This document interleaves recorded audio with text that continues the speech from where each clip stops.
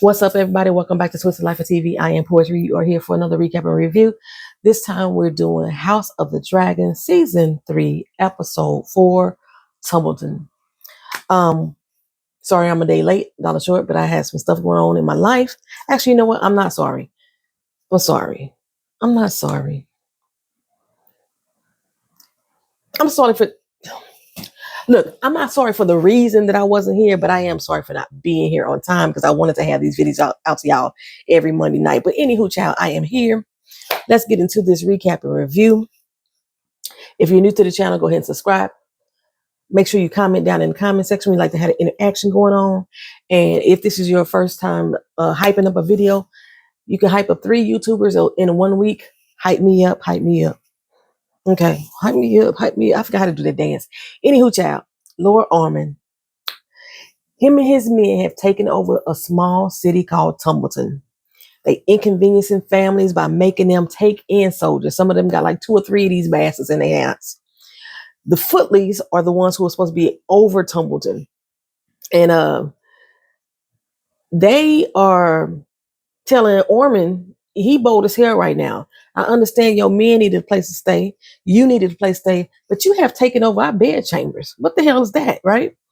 Ormond is like, well, you shouldn't have bent the knee to Rhaenyra. Then you wouldn't have this problems. You're lucky we didn't place you down for treason or something like that.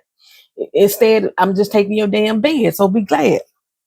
And I love Lady Footly because she did not bow down to Ormond. Her husband up there like, oh, my bad, my bad, my bad. We just needed to trade. We didn't expect to be brought into a war. You know, we kind and gentle people. And Ormond is like, oh, so you bowed the knee because you was afraid, because you was feared. And the wife said, no, I wasn't scared of nothing. We bowed down because she our doggone queen, right? Ormond's face was hella cracked, like hella cracked, right? He get up, get out the bathtub, you know, trying to show his prowess or what have you by getting out the water all naked, just little cock slanging or what have you. And I must say, Mrs. Footly did not bat an eye. She did not look impressed at all. She actually looked like she wanted to tell him to lower his fucking voice. Y'all know when that comedian Samoa, she did her little skit and she said, dudes with little dicks, they don't need to be talking loud to people. Lower your fucking voice. That's how she looked at him. Okay. I was here for Mrs. Footly. I was here for her. And then we go over to Prince Daemon. Lord, why is this a redhead child? He's a ginger baby. He's more leaning to the brown side. He got some ginger highlights up in there. I was like, what's going on? How come nobody knew he wasn't a blonde hair Targaryen? Okay. And shout out to the person that corrected me last week to let me know Rhaenyra's kids wasn't Cole's kids. I forgot to write down your name. I apologize, but you know who you are, so you should know. You know who I'm talking to, right? They the Strong's kids. We know that they wasn't Rhaenyra's. That's all we knew for sure. And so I was like, how did Daemon and Rhaenyra not know that this child wasn't blonde like them? Well, Allison said that the baby was taken when he was an infant. So I guess he hadn't started growing hair yet. Okay, well, Sir Bold came in, Roxton. I switched back and forth from calling him Bold to Roxton. He probably going to be Bold this whole episode. He brought in a message from Barons Baratheon, the Baratheons, not Baratheon, Baros Baratheon, right? Apparently, Aemond was betrothed to one of the Baratheons. And what Ormond say, he's betrothed to one of his horse-faced daughters. And I'm looking at Ormond like, I know you ain't talking. You got a whole face of Lord Farquaad. Look just like Lord Farquaad. Who told you was cute? Anyway, as of right now, they ain't got no word from Aemond. And I'm sure that the witch had rescued him along with Cole's army. And I'm curious as to why nobody is asking where Cole at. Like, how can y'all forget about Cole? Rhaenyra's concern is why Ormond has taken over Tumbleton. You know, she goes and inquires from the White Worm. And I forget, 3 episodes ago, I said, why are they calling her the White Woman? They were not calling her the White Woman. They was calling her the White Worm. But my brain heard White Woman. And I could not equate why they was calling this woman who wasn't a white woman. They wasn't calling her that. They was calling her the White Worm. So I had to correct my damn self. Okay. But yeah, she's like, what the fuck does he want? What does Ormond want? He want me to go burn down a town full of people? Defenseless people? People who've pledged their fealty to me? That's what he want to do? So the Grand Maester come in. He said, well, Daemon is heading over that way anyway. How about let him go over there and let him handle it? And they're probably going to be a little bloodshed here and there, but at least there won't be dragon fire. Okay. And I was like, did you forget that Daemon has a dragon? He got a whole ass dragon. And Daemon is kind of undisciplined when it comes to the use of his dragon.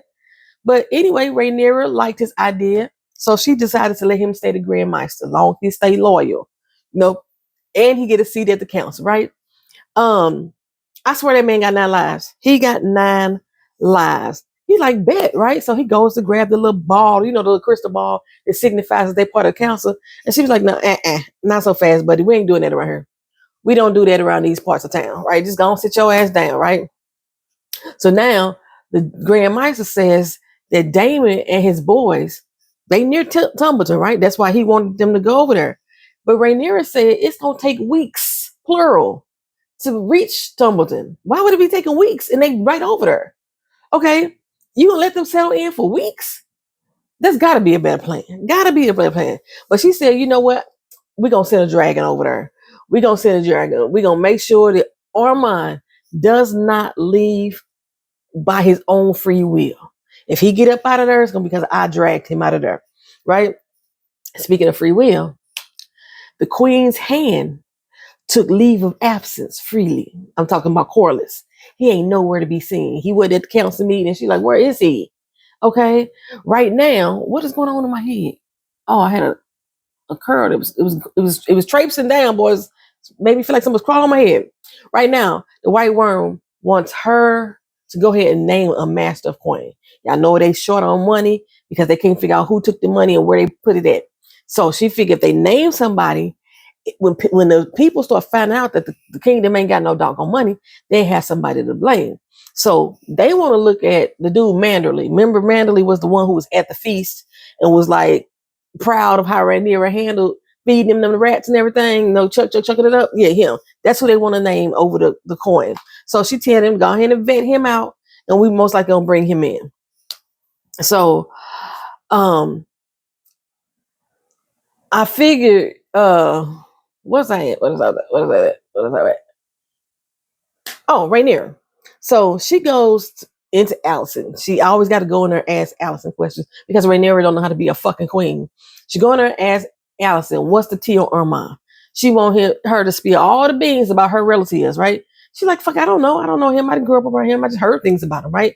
So there wasn't much to tell, although he has a strange aversion to odors. She said aversion, but I don't know. I guess he just like to smell stuff. I don't know. But it's supposed to be like a really bad problem for him. And I was like, I don't know how Rhaenyra is going to use that info to her own benefit, unless she gonna release a litter of skunks through town or something like that, make him run out that way. Or have every house cold and tumble and cook up some chitlins or some tripe. You know, that shit stink when you cook it. So I don't know exactly what she gonna do or how she gonna use that information. But speaking of serving, Corlys is refusing to serve the queen right now. Aelin goes to him and say, hey, the queen want to talk to you. You know, she needs you to come on through. And he was like, I'm her hand, not her mouth. She good. She got dragon. She don't need me. Okay, matter of fact, why don't you go in my place instead? That's pretty much what he tell him. And Alan is like, I know you tripping. I am not made to bend the knee, kiss the ring, or whatever it is y'all do up there in the courts, right? And Corlys is like, look here, I cannot give you what you need. So at least this way, you'll have something for yourself. You'll have a position. You'll have a title or something. So Corlys rolled off. He said, fuck Rhaenyra. He got better things to do. And the crazy thing about that whole situation is when we do see Alan again, he is sitting there as part of the council. Like, Rhaenyra, you didn't have no objection to this? You didn't have no say-so? Like, you letting anybody come on in. You just need somebody to back your ass up. We finally get out there in the woods with Aegon and Larys. You know, they traipsing through the woods and everything. And he walking pretty good right now. I don't know how long he walked, but he got a little bit of strength up. Is he walking upright right now? And a little bit quickly because he ahead of Larys. So I guess, getting off that stuff, the milk of the poppy, then put a little pep in his step. At least until he walked up on Sunfire. Somehow he convinced Larys to take him to where Sunfire laid in the woods. And there's some little townspeople, they camping out by him. You know, we come up trying to charge him a penny per touch. A penny for your touch, a nickel for a kiss. A dime if you tell me that you love me. A penny for your touch, a nickel for a kiss. A dime if you tell me that you love me. If y'all know who sing that song, put it down in the comment section. I haven't figured out what to give y'all yet. Maybe I haven't figured out by the end of this doggone episode. But if you know who sings penny for your touch, a nickel for a kiss, a dime if you tell me that you love me, put it in the comment section. I'm going to give you a gift out of the emoji vault. It was closed last week, so we got to open up today. I got gifts to give. Fuck it. I'm going to give you a mystery gift because I don't know what the hell I'm going to give you. So expect a mystery gift, child. Lost my place. Boom. So he out there. He's grown up on Sunfire. Now, Sunfire been dead for a minute, child. Sunfire been dead for a minute. Why ain't no flies buzzing around this damn dragon? Why ain't his body decomposed? Not damn bit. Hell, Aegon and me, like, is he alive? He gotta be alive. But Aegon a little loose screws in the head right now. So he's speaking to him and Valerian like, get up, Kane. Get up. Get up, Kate. If you know what movie that's from, let's fucking do 3 emoji vaults today. If you know where, get up, Kate. Get up. If you know what movie that's from, put that down in the comment section. You're still only getting the mystery gift box, but I may give you 1, 2, or 3, depending on how many times you answer the right question. Anywho, Larys, you know, he get Aegon to chill out, speaking Valerian to the damn dead ass dragon, because these wood people coming up and they really tripping. And so when they panned out and they gave a little arrow shot, I did see some gnats flying around Sunflower's nose, but flies should have been eating his ass up. Anyway, Cole and Gawain, we finally go back to them. They making it over to Harrenhal. Finally, I guess it's been weeks. So no, I was wrong. They did not rescue Aemond as I expected. I figured they had showed up in the nick of time and they got Aemond out of there or whatever. But no, that didn't happen. Daemon is no longer there. So they ain't got no opposition to greet them. But the White Witch did come out and greet them. She's like, Hark, who goes there? Okay. And she says, oh no, they say we demand to see who's fucking charged. And she's like, ain't nobody in charge. Well, who's in charge of him? They dead too, right? She's like, they all dead. Well, where the fuck is Aemond? He was supposed to meet us here. Well, he did show up here. He came after Daemon abandoned us. But once he heard Rhaenyra took over King's Landing, he left too. And Gawain said, hold on, what? Took over Queen's Landing. Who, Rhaenyra? Oh, poor little Tink Tink. You didn't know, did you? So Cole had one of the men go ahead and scour the area and came back and told him what he could find. And he's like, I think the girl is right. Shit, we found a dragon's nest, a very large one, but it's been long abandoned. Okay. So Aemond must have fled. Gawain is like, we out here all bad, all the fuck alone. Okay. Cole still got faith in Aemond, but Gawain is like, he ain't fucking here. Let's get the word over to Ormund. Go join up with him, join forces and stuff. It's going to be our best hope for survival. But Cole is like, nah, ain't going to be able to do it. Ain't going to be able to do it. He want to fight to the end. You know, whatever his mission was supposed to be, he want to make sure he get that done. And I was like, wait a minute. I thought y'all was already on the same team. What you mean, no, Cole? Okay, Cole is like, this is not a game for me. It's not a game. So we're going to go out there and we're going to still hit these motherfuckers when they least expect it.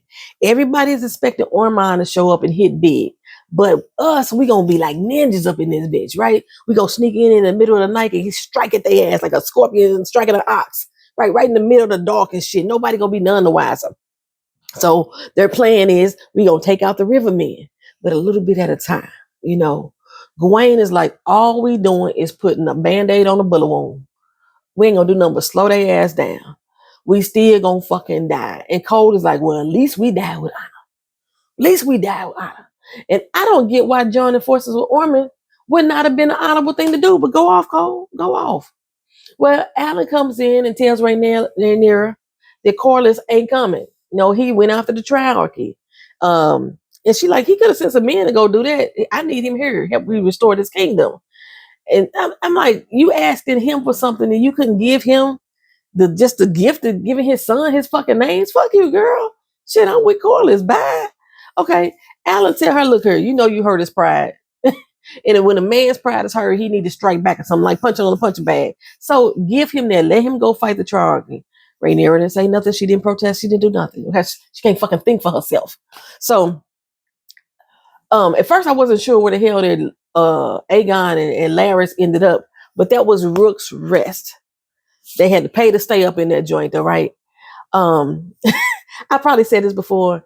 Aegon is my favorite green. Aegon is my favorite. I think I've said that before. He don't care how down bad he is. He is not going to be treated like a fucking peasant. Okay. They told him he had to go collect piss and shit for the farmers. And he like, the fuck I will. Okay. Larys is trying to get him to play along because we don't want them to know that you're the fucking king. But Aegon is not having it. I'm not sure. Okay, so when they first walked in, it was a dead dragon on the wall. That dragon was Melis, the dragon that by Rhaenys, the one that was married to Corlys, the one that was the queen who never was. That was her fucking dead dragon. When they had the battle of the Red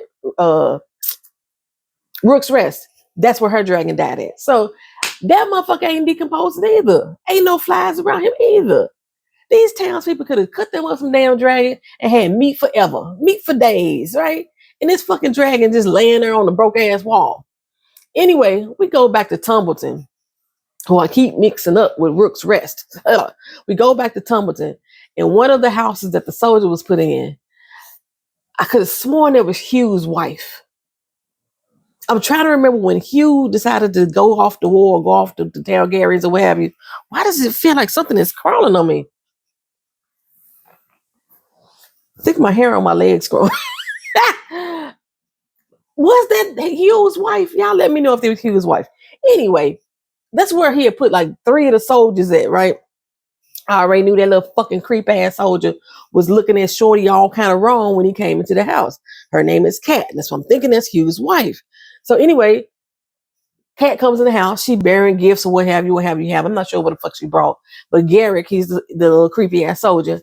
He comes over. He said he need to inspect the goods, but he wasn't talking about what she had in her hand. He was talking about her. He tried to caress her and shit like that. And she shoved in the doggone bag or whatever her word was, right? And her sister-in-law, which is, we never got her name, so I've been calling him Lady Vikram. Her brother's name was Vikram. She sent the little girl off like, go on, get out of here, go find some rosemary, some shit like that. Grown folks' business finna commence. The son got to stay around because he got to learn how to be a fucking man. So Garrett pushed up on Kat, and she objected. Why this motherfucker trump her? No, literally snatched her up by the pussy, lifted her up off a damn ground dog, right? And I was like, y'all white men are so fucking savage, degrading, sick ass individuals. Y'all got the nerve to call other people savages. Oh, so Lady Vikram was like, she was quick to step in and help, like, oh, get your hands off my doggone sister. Not today, Satan, right? The other soldiers, they grabbed up Vikram trying to hold him back, and the 2 ladies fought Garrick's bitch ass, right? So this bitch made motherfucker then took a cast iron skillet. Actually, I don't think it was cast iron. It's probably ceramic with some pottery or something, and it hit Lady Vikram on the arm, broke her damn arm, man. So Vikram was able to shake himself free, like shake it off, shake it off, shake it off. He was able to shake himself free, and he was able to get a good jab in on the back of Garrick's head. All the while, Kat is screaming, like, get your hands off my brother. Get your hands off my brother. And then bam, they punched Vikram in the face. Okay, so was that Hugh's wife? I think it was. I don't remember. Anyway, Hugh came in to Rhaenyra's. This is what another reasons make me think that's Hugh's wife. Hugh came in to Rhaenyra's and was like, hey, send me over to Tumbleton, not Ulf. And she was like, no, Ulf is doesn't have a wife there. So he would be the best person to go. And he said, no, I'm gonna be the best person to go because I'm gonna make sure I don't sleep on that town. I'm gonna make sure that my loved ones are not in fucking danger. She's like, fine, both of y'all go. Why both of them gotta go? Ulf is the most unqualified one of the 3. You was gonna send him by yourself, and now that Hugh is volunteering to go do the job, he got to go with Ulf. Well, they gonna rotate off. They're gonna rotate off.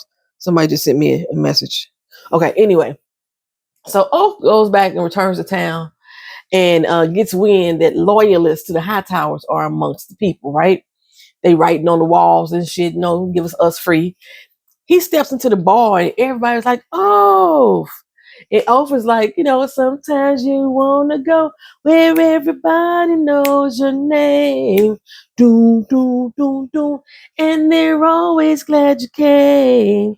Doom, doom, doom. You wanna go where you can see the troubles are all the same.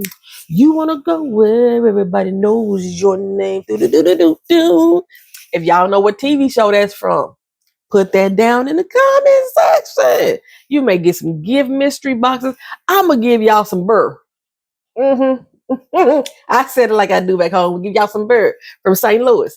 Give y'all at least like a big ass mug of it. In fact, I'm going to give you 2 matching glasses to go with it. So you can get 2 mystery boxes, or you can get some burr to go with those mystery boxes. Because it might be something in there that you want to drink with. It might be a keg. Tell them what's in those mystery boxes. Might be some tickets to the World Cup. Anything could be in those mystery boxes. Let your imagination run free. Let your imagination run free. So if you know, penny for your thoughts. You know who is the group that sings that song. Put it in the comment section. Okay? I don't remember right now what the second question was. Damn it, it was a movie. What was the damn movie? I'll get back to it. I don't remember by the end of this doggone video. Anyway, and then the third question, if you know the theme song that I just sung, what TV show does that go to? Anywho, child, you'll get a picture of beer and matching mugs filled to the brim, yada yada this, yada yada that, straight out the emoji vault.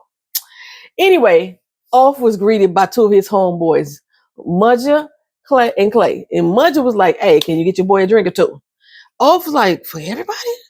And Clay's old shites himself, "Hey, free drinks on Off." No, he buying drinks for everybody. And Off was like, "What the fuck?" He had to give up all his doggone money. Okay, so the Footlies, go back over to them. So the Footlies bring the attack to Ormond, bring to his attention, right? And Garrick's face was fucked up, as it should be. Kat and Lady Vikram, they was out there standing their ground, talking about what was going on. Vikram, he was with them, and they kicked his ass pretty good, but they didn't kill him, right? So Lady Footly, she's out there standing her ground too, like, you said your men was honorable men. And these motherfuckers are committed a sin, right? And of course, Ormond is going to lie. He say, well, Vikram, not Ormond, Garrick lied and said Vikram had a problem with them being there. So he, being a loyalist to Rhaenyra, he struck him first. And Vikram is like, no, look here, boss. We don't mean you no harm, but your boy tried to rape my sister, okay? And then he gonna break my wife's arm because she tried to stop him. And Ormond is looking at Garrick like, is this true? Of course not. Of course not, okay? I'm so glad these people were not easily punked. Use a fucking liar. Use a damn liar. Look at her arm, okay? Well, she called me a cunt. And is. She didn't lie. Where was the lie? Bitch ass. Okay. So the Footlies, like I said, they standing there with their people. They arguing back and forth as well. And for some reason, I wanted all the townspeople in the background to go balls to the walls on Garrick. You see them putting their tools down and stepping up and stepping around and shit, but they didn't, because Ormond tell him, look here, you straight violated. Your punishment gonna fit your crime. Told old boy he would be gelded. I didn't know what the fuck gelded means, so I had to look that shit up, right? The term gelded means it's the act of castrating the animal by removing their testicles. I was like, let's fucking go. Okay. Okay. He's telling me you can keep your job though. You can still keep your job. You can still be employed in my service, but you gotta get one of your arms broken too. You're gonna do it with a broken arm and no testicles. I was shocked as personally. I was shocked. Prince Darren was shocked too. He told him, if you do it again, I'ma hang you. Okay. My lord, I have a wife. I need my testicles. You really don't. You still got your dick. You can piss and shit. You'll be all right, right? So then he turns to Darren and says, now, let that be a lesson to you. Be fair, be firm, be strong. Okay. And I must admit, I had to give a little bit of props to Ormond in this moment, right? He lucky I don't know him well enough to hate him yet. Just not hate the side that he owned right now. Well, Daemon and Lady Erin, they meet up in the Vale. He look at her like, woman, look her. We gave you a goddamn dragon. You were supposed to give us soldiers. You didn't give us those men as you promised. I came here to collect. And she was like, well, y'all already won the motherfucking war. What you still need them for? Okay. Daemon says, well, could you be for real? Okay. You could at least give us gold. Let's call it even, okay? And she's like, never would I thought that you would become begging. You must be broke right now. Daemon said, you know what? If you gifted us with gold, I'll leave faster. Mm-hmm. So she's like, fine, I need to get you the fuck out of my hair. So Daemon goes and he loads the gold up on Syraxis. Syraxis throws a hissy fit. Okay, I'm like, what the fuck is wrong with all these doggone dragons that won't listen? Syraxis of all dragons should be used to his rider by now and follow fucking instructions. And then I said, oh, Syraxis must sense sheep stealer. Because he took off in the opposite direction that Daemon wanted him to go. Syraxis drops him off on this cliffside right at the mouth of this cave, and Daemon on the ready, baby. I told you Daemon be ready for action. Got his sword pulled out. He walked through the cave like, who goes there? Show your motherfucking face, right? Then all of a sudden you see this burst of fire, and then Rhaena just walking up in front of it, looking a hot, funky mess. Her hair ain't even white no more. It's silver, or it ain't even silver. It's gray, chewed off locks. Okay, Rhaenyra looks. I mean, not Rhaenyra. What's the child name? Rhaena looks terrible. All these fucking R's. She looks terrible. She comes out like, "Hey, pops, it's been a minute." Okay, and Daemon starts to approach her, and she's still in Syraxis turn up like, you know, they gonna fight each other, and they both like, "Whoa, Nelly, whoa, whoa." Well, Rhaena and Daemon, they have to calm both of them down. So she took off her hood. And he like, what the hell happened to you? I'm asking the same thing, child. What happened to you? Okay. And then the realization hit him. Oh my God, you was the one that was riding sheepskin.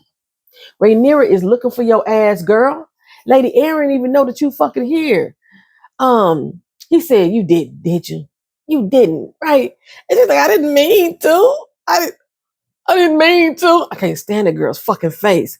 Anywho, first time I seen Daemon truly be thrown off guard. He's like, why? Not my baby. Wait, you were supposed to be off the Pentos with my motherfucking sons. You supposed to be their guardians. And she's like, cool. What was I supposed to do with them? Teach them how to be a fucking lady in waiting? So Daemon is trying to save his kid. You know, he like, look here, if you go now, Rhaenyra, she ain't gonna know a damn thing. Leave the fucking dragon behind. Sheep Stealer was like, oh no, the hell she won't. Okay. And she wasn't having it either. I can't leave him. Okay. He is part of me. Before him, I was just a simple ass Targaryen. A Targaryen without a goddamn dragon. And he was a dragon without a rider. And now together, we have each other. We go together like glue. I forgot what the other, something in glue. Peanut butter and jelly. Shit, that's how they go together. Anyway, he like, well, at least go back to King's Landing with me. We'll smooth something over Rhaenyra. We'll work something out. Only thing we need to work out, Dad, is my obituary. Okay? Tell them motherfuckers I was lost at sea.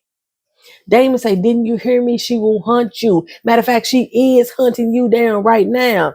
She's like, nah, I'm going to stay here, right here in exile, unless you betray me.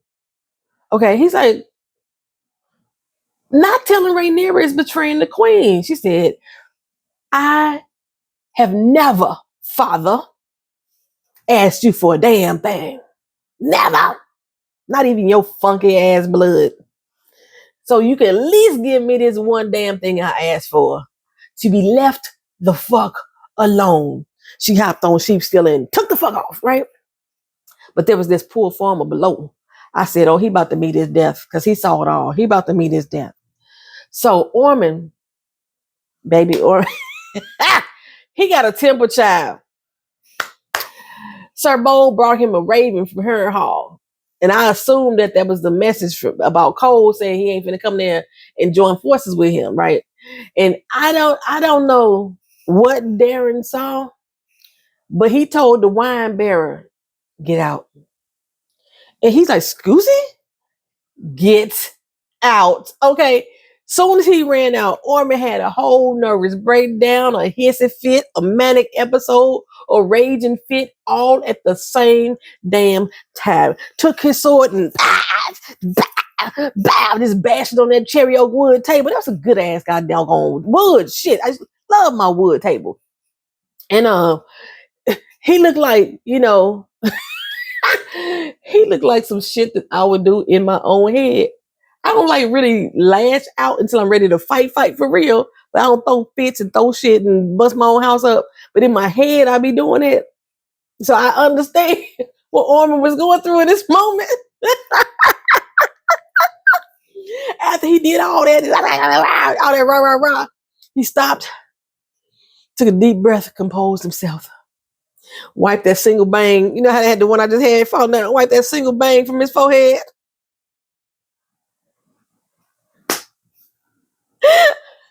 I do that. Y'all be wiping my little. Sir Bold picked up the chair behind him. He took the deep breath, sat back down, sniffed his little shit. He was gonna commence to eating some doggone food. And Darren is like, what we gonna do now? Is my uncle coming? He's like, no, he ain't coming. Plans have changed.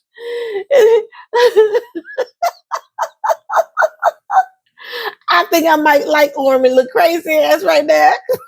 He crazy as a bitchy bug. I just saw so much of me in that scene.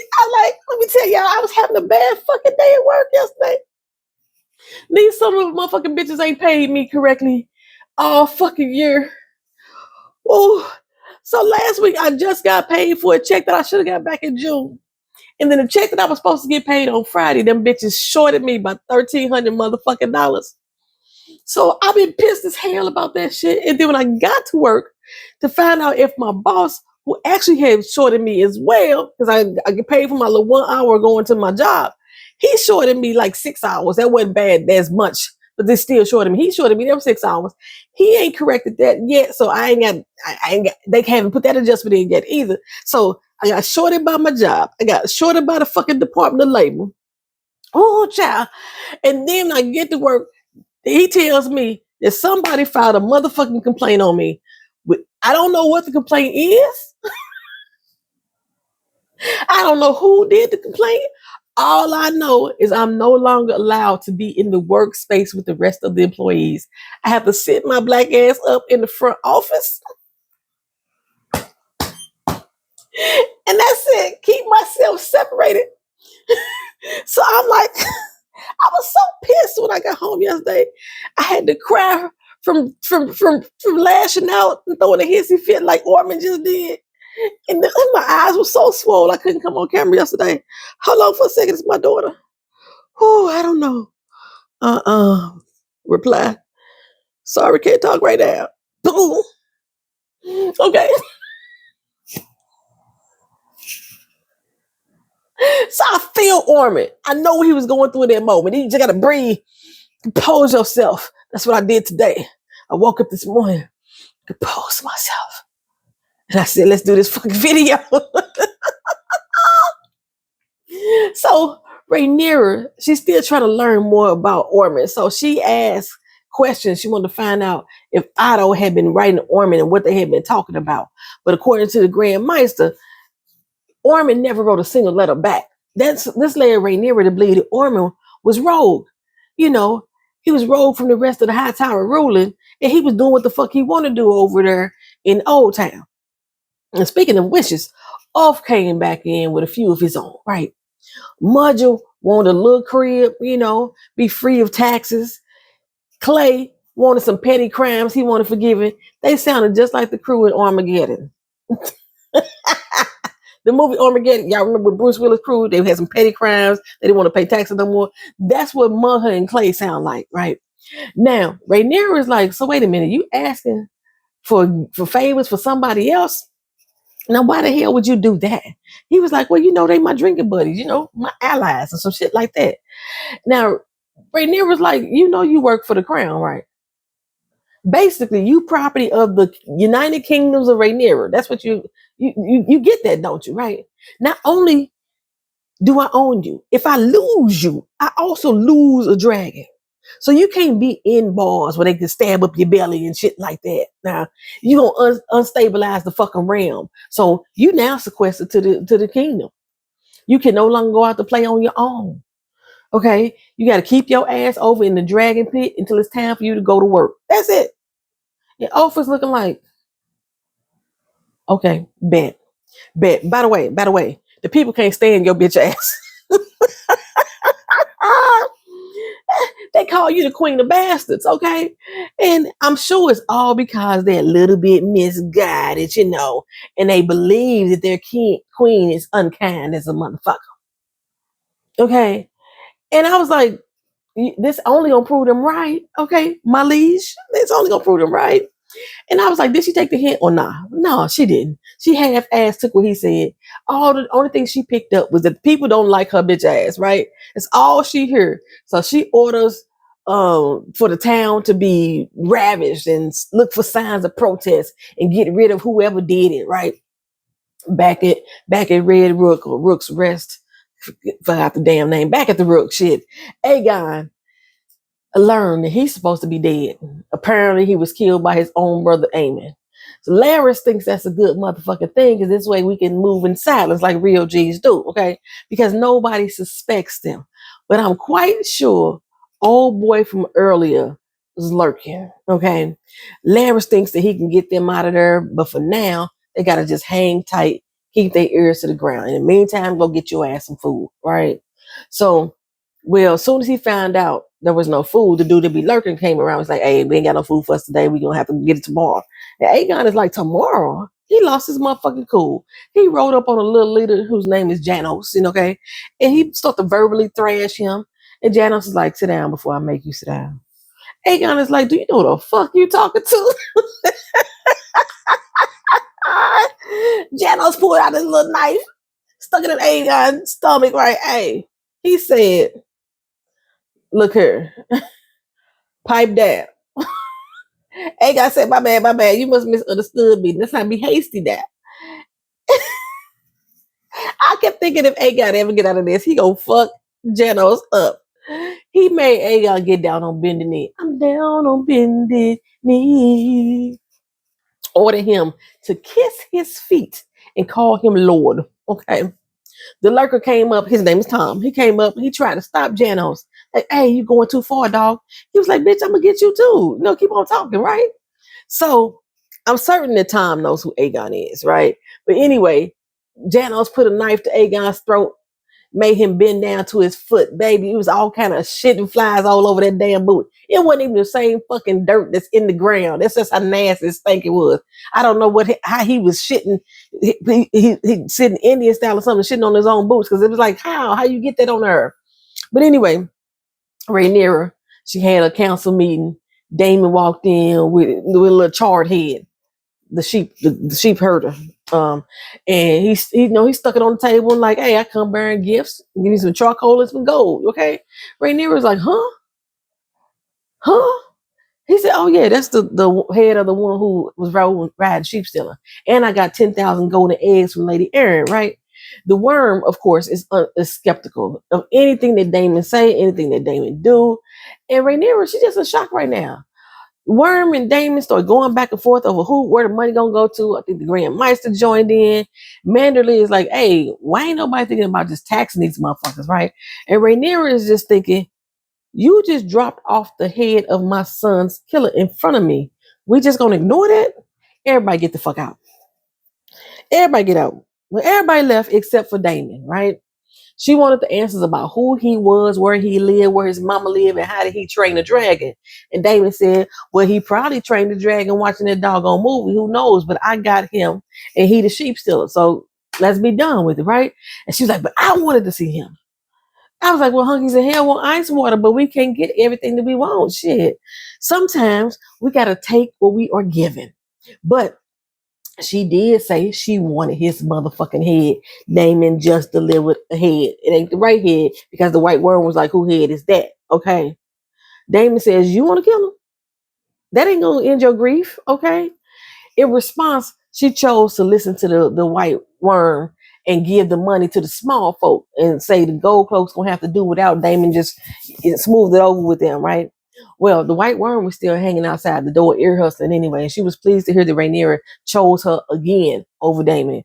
So he tell her, look here, when all these walls come tumbling down around her ass, I hope she returns to her senses and fuck you up. He didn't say the last part, but that's what he meant. And I say this in every god doggone episode, Rhaenyra is not cut out to be queen. She is too influenced by the small folk around her. I don't think she's made one decision yet that wasn't just based off of personal feelings, like that somebody hurt my motherfucking feelings, or somebody else telling her what to do. Not one yet. Anyway, she act like a child. She do. She act like she's still a child. And being that she was forced into be princess or queen as a child, you should be more trained than this. But speaking of child, baby, Helena is pregnant. Did y'all catch that? Okay, Rhaenyra goes into their quarters to give Alicent her father's ring and tells her about shipping his body off to Old Town so he could be buried properly, whatever. And after Rhaenyra left out, Helena walked up to her mama. She could barely close her robe. And Alicent's like, girl, yes, honey, she is pregnant. And I bet she's going to be pregnant with a son. I bet she's going to be pregnant with a son. So it could be another heir to the throne. Well, anyway, back in Tumbleton, Lady Vikram, she running in the streets, okay? And I'm like, what the hell did Ormond do? What did he do to make me not like him again? Please don't tell me he on some Ramsay Bolton shit. And then Ormond, he issued a curfew with the people. And while he's trying to get everybody off the streets, Hugh flies over with his dragon. Flies through the city. He lands down, boom, right on the outskirts of town. Because he's supposed to be watching the town just to make sure Ormond don't fucking leave. They ain't going in there to kill up people yet, but they supposed to be going house to house. I guess the gold cloaks of the army. I think the army people, the Riverman is supposed to get there and then go through house to house and snatch out all of Ormond's men. I think that's what's supposed to happen. Anyway, Hugh, he like I said, he come in there with Vermithor. They arrive for the first shift. And King's Landing, the gold cloaks, they going through town. Where was they at? Was they at Rook's Rest? No, they ain't at Rook's Rest. They ain't at Tumbleton either, are they? They might be. I think they are at Tumbleton. Anyway, they going through town and they take it over. They not going through town because they would have got Ormond soldiers. They going through another town. And I want to say they going through King's Landing. And they cleaning up the streets and making sure that all the debris is cleaned up. And they weeding out all the high tower loyalists and stuff like that. So Ormond, he goes down to Darren, who is cuddled up with his dragon. His dragon is Caesarion. He come in like, I warned you about getting buddy with that fucking beast, okay? That thing was about to get at his ass, so you better watch your mouth, Ormond, okay? So he was bold enough to tell Darren that I like you, but your blood is stankified. Your blood is nasty. It's tainted. We godly men over here, you know what I'm saying? And you also have the blood of some demonic ass motherfuckers who create abominations. And he look over at Caesarion and say, get your ass, right? So only righteous men, he tell him, is supposed to walk on this land. And we are the superior beings, right? So he go to reach for Darion, and Tessarion is like, you better draw your motherfucking hand back off my boy, right? You're going to only be left with a stump. Ormond not stupid, he back up, he steps away. But at the same time, he tell Darren, look here, we got to get your sister aunt off the throne. You deserve to be king. You are a true high tower. You didn't get the blonde hair like the rest of your brothers and shit like that. You got some righteous blood in you. You deserve to be the motherfucking king. So we need to knock Rhaenyra ass off the throne. And Darren is like, hold up. You trying to get me to go against my brothers too? Well, yes, because only you can restore order. So in marches the guards with Vikram. And Darren is like, hold on, where he come from? I thought you let him go. He attacked the woman. No, he said, your man attacked the woman. And then Ormond is like, yeah, but my man was a high tower. And the high tower was an extension of the crown. So, yeah, he attacked my boy. So Darren is like, but ain't having mercy the kingly thing to do? Okay. Ormond said, now you sound just like your motherfucking daddy. Whatever it is, to make him go tick tick boom. Daemon saw that again. He was like, my bad. I ain't mean to say that. Okay. Demonic blood in your veins, but his uncle was saying. So anyway, he hands Daemon the throne. I mean the sword. And I thought he was gonna tell him he needed to take off Vikram's head. So Vikram was up there begging for his mercy, like, no, sir, I got a family. No, sir, right. And Daemon just stuck that sword right through his motherfucking heart. When he stuck the sword through the heart, Ormond was allowed to come up and give Daemon a hug. And Tessarion didn't bat an eye this time. He was kind of pleased because he got up there and like say, oh, fuck, dinner. Vikram gone, shit. No, if he was still alive, he ain't no more. If he was still alive, he ain't no more. Y'all, thank y'all for being patient. Thank y'all for coming to the channel. Again, like, comment, share, and subscribe. I don't remember what the second doggone question was. The first one is, penny for your thoughts, a nickel for a kiss. Damn, if you tell me if you love me. You know who sung that song? I'll give you a mystery gift. There was a second question that had something to do with a motherfucking movie. I don't know what it is right now, but I'm going to put it down in the comment section. I'm going to pin that shit. If you guess that one too, then you get another mystery box, And then if you get the third one, which is a TV show, who the theme song, what is the TV show for the theme song I sung where everybody knows your name? Yeah, you know that. Then you get some gifts from the emoji vault. Welcome back. See y'all next video. Peace.